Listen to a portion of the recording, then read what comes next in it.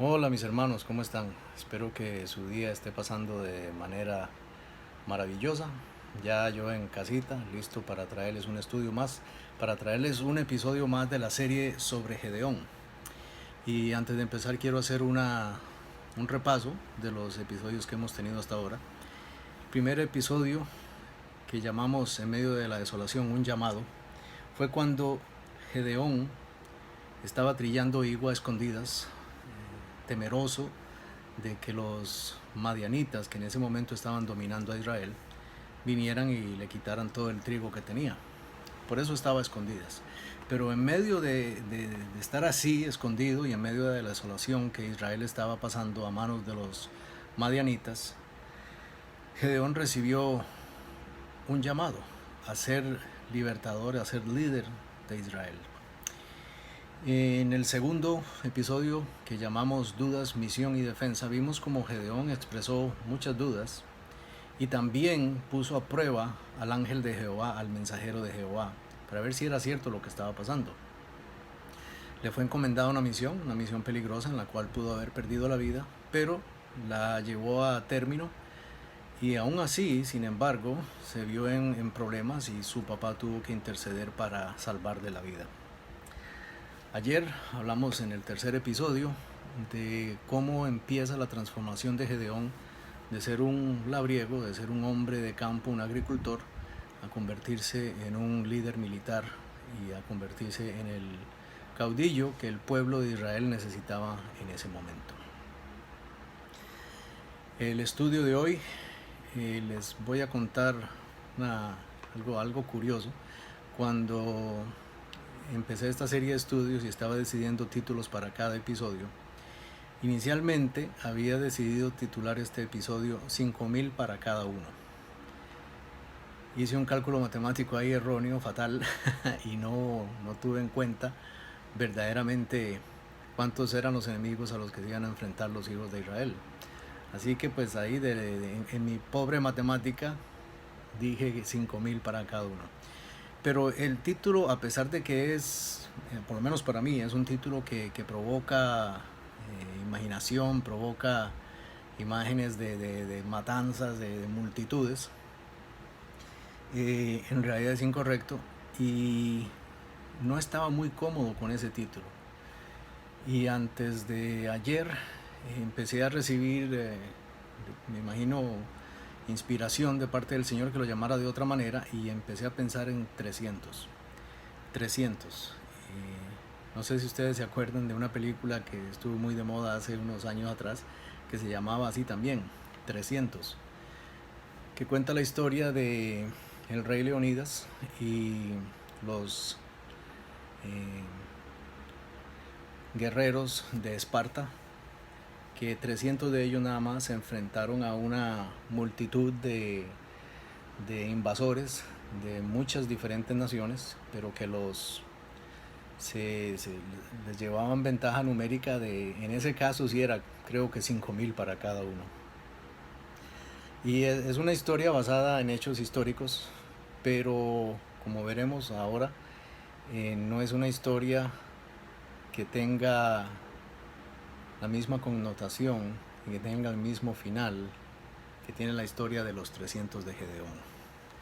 Así que vamos primero que nada a ir al Señor en oración para pedirle que abra nuestro entendimiento.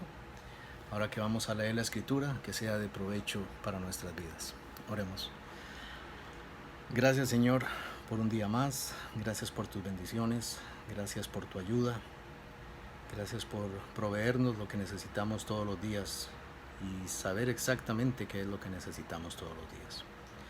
Te pedimos que ahora que vamos a estudiar tu palabra, que abras nuestro entendimiento y que tu mensaje llegue a cada uno de nosotros de la manera que tú quieres que llegue y que pueda llenar necesidades y pueda demostrar, Señor, que tu palabra es viva y es eficaz y es más cortante que toda espada de dos filos. Gracias, Señor, por esta oportunidad de estudiarla y gracias por haber enviado a tu Hijo a morir por nosotros. En el nombre de ese Hijo que se entregó, que tomó nuestro lugar el nombre que es sobre todo nombre, el nombre de Jesús. Te lo pedimos todo y te damos las gracias por todo. Amén. El estudio de hoy, como dije anteriormente, se titula 300 y está basado en el capítulo 7 de los versos 1 al verso número 7. Y dice así la palabra de Dios. Levantándose pues de mañana Jerobaal, el cual es Gedeón, y todo el pueblo que estaba con él, acamparon junto a la fuente de Arod, y tenía el campamento de los madianitas al norte, más allá del collado de More, en el valle. Y Jehová dijo a Gedeón, el pueblo que está contigo es mucho, para que yo entregue a los madianitas en su mano. No sea que se alabe Israel contra mí diciendo, mi mano me ha salvado.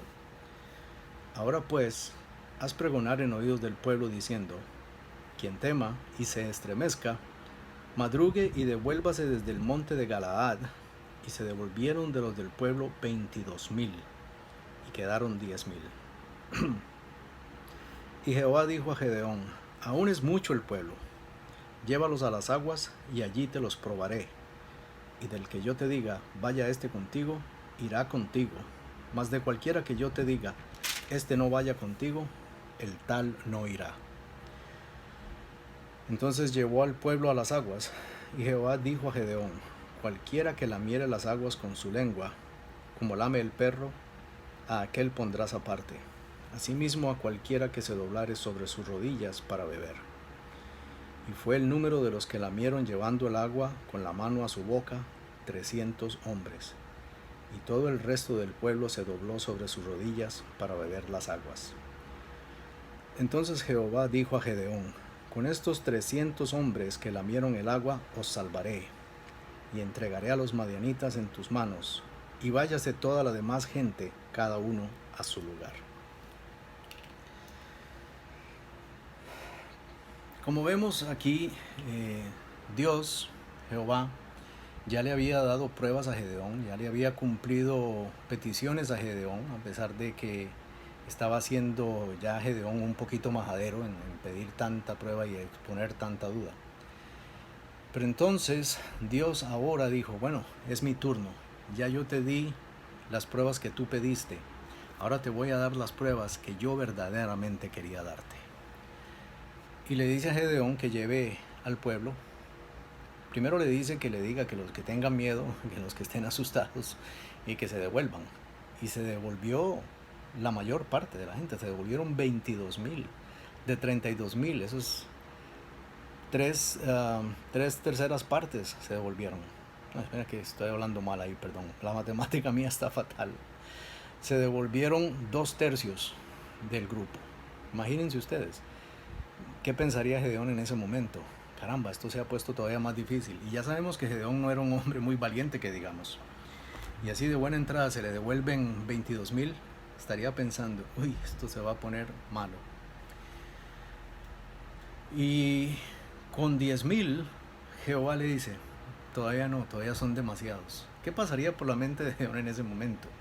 Pero esto no tiene sentido, Señor. ¿Cómo que 10,000 son demasiados si nos vamos a ir a enfrentar con un ejército de 132,000 soldados? ¿Y cómo que 10,000 no son suficientes? Los que traíamos no eran suficientes. Pero el Señor le dice, llévalos a las aguas.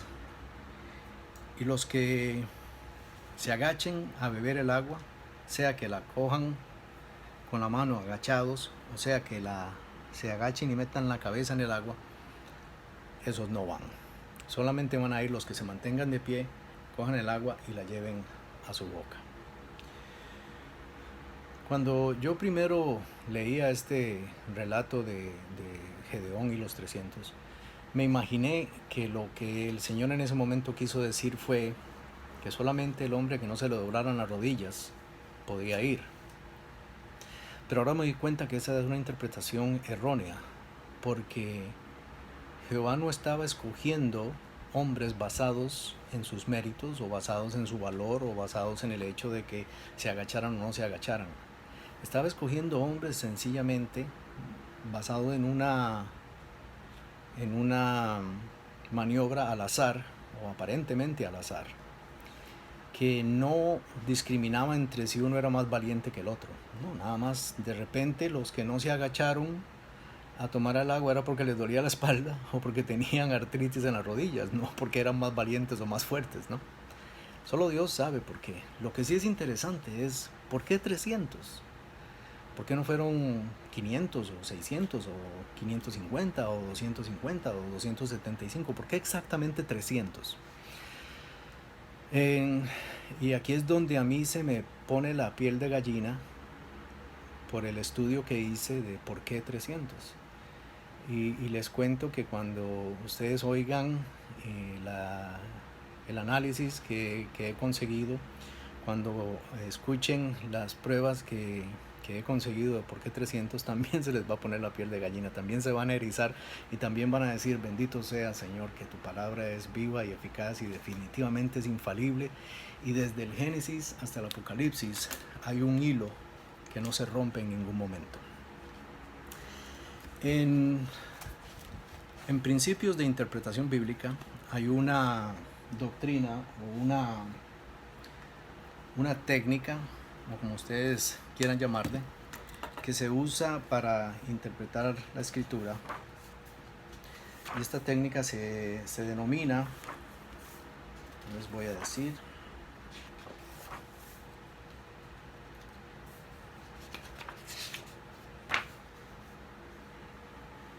se denomina ley de la primera mención. Es un principio de interpretación bíblica. Lo que quiere decir básicamente es que la primera vez que una doctrina o una enseñanza o un tópico o una palabra aparece en la escritura, sirve de base para interpretar futuras ocurrencias de la misma palabra, la misma doctrina, el mismo tópico o la misma enseñanza.